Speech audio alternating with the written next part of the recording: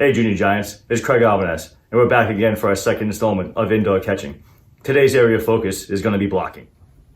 Now before we get into our drills for blocking, let's make sure we're in the right setup and stance to be able to block. This usually comes into play with men on base, or it depends what level you're at with 2 strikes. Now some common mistakes with some younger catchers is that one, we're too narrow and upright, meaning that we're trying to block and get in a stance, we're in this position right here. Or another issue is that we get too wide and now we limit our mobility to be athletic. For me, what I do with our young catchers coming up is to kind of have a hack to make sure they get into an athletic stance. A couple of ways we can do that. The first way is to have them bounce up and down and then go on the cue and sit, and usually they'll end up in an athletic position. And if you have a tough time doing this, you can stand them up. For our multi-sport athletes out there, we can have them do a side shuffle. When you initiate a side shuffle, usually your first movement, you're going to get in a very athletic stance. So we start standing up 3/4, and you go side shuffle to the left. We make that first step, and now usually we're in an optimal athletic stance for your body type. Now from this position, you just sit down and squat into your stance. This right here is an ideal athletic setup for your young catchers with men on base. You also want to make sure that your butt doesn't get so high. Now our center mass is way over our toes. Now we're not in athletic stance. But also, as we talked about in our receiving stance, we also don't want to be so far back that we lose our leverage to catch, meaning that now we're on our heels. We still want to stay on the balls of our feet and have a nice athletic base to start. So now that we have our secondary stance down, men on base stance, now we can get into our drills.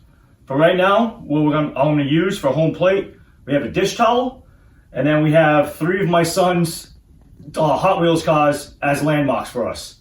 And also, when we get into blocking, I don't have catcher's gear. I'm sure you guys at home don't have catcher's gear at your house right now. So our knees are going to be exposed when we drop down the block. So what I suggest you guys do is have pillows for your knees. So when you go down and block, it's a little cushion. But for me, what I'm going to use my son's play tiles, they're a little softer and cushion, to do these drills. These 3 cars are going to be different pitch locations. So the blue car in front of the dish mat is going to be the pitch right directly in front of us. The red car to my left is going to be the ball to the left, and Light McQueen to my right is going to be the ball to the right. When we get down, we want to make sure that our belly button is lined up with each car. If our belly button is lined up with each car, we're going to be in an optimal spot to block. If we're offline by any bit, the ball is going to kick once we get into games. So this low leverage, focus reps, let's make sure that our belly button is getting to each car. Now the key to blocking is moving efficiently. So as we get down and block and move right to left, we're going to make sure our movements are smooth and also on time to get to the ball. So now we're going to go at the blue car, that the ball is right in front of us.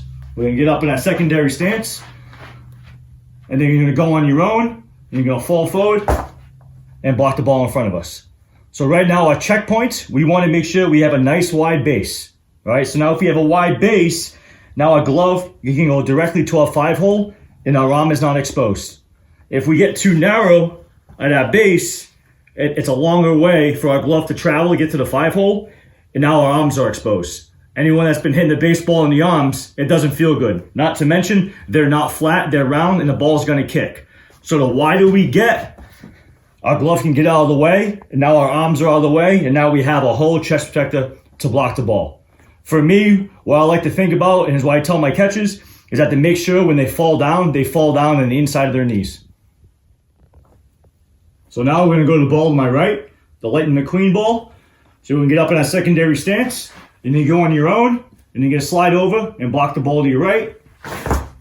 Same thing, we want to make sure on the inside of our knees, our glove is out of the way, our chest protector is exposed to make the block. We want to make sure that we're not back on our heels. Right, so now the ball's going to kick and go further. We want to have like a mini C to block the ball. All right, so now we're going to go to our left, and it's the same concept of us going to our right. So we can get up in our stance. We're going to go down and block. We want to make sure again that our belly button's lined up to the car. Another component that when we go side to side, whatever side we go into, we want to push off on the opposite leg. So if I'm going to my left, I want to make sure I push off on my right. And if I'm going to my right, I want to make sure I push off on my left.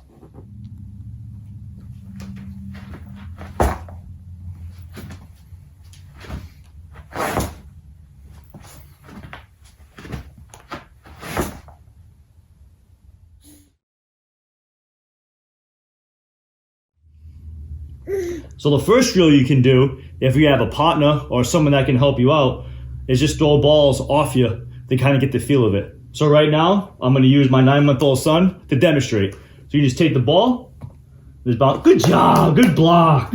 See how he used his belly button to block the ball, soften the blow right in front of him. And we'll do it again. Oh, good job, buddy, good job. And we'll do one more with the bounce.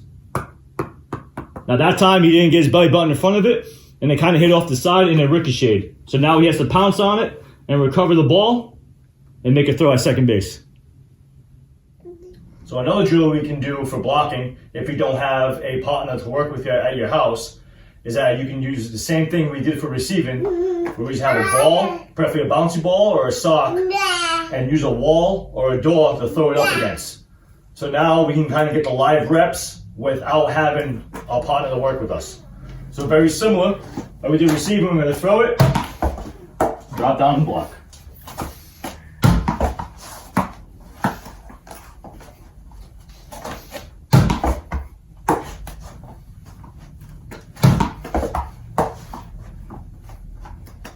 All right, Junior Giants, so our last drill we're going to do is going to be a combo drill.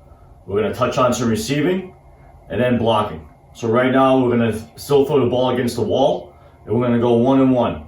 One throw, we're going to receive the ball and present the pitch, and then the next throw, we're going to block the ball. So we kind of get more game-like, then also add some fun with it.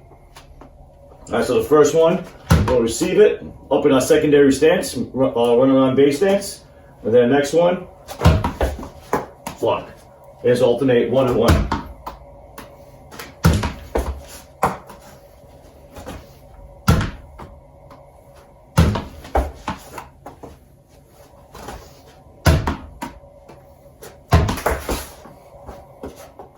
Thanks for tuning in, Junior Giants. This is Craig Albernaz. Stay safe out there.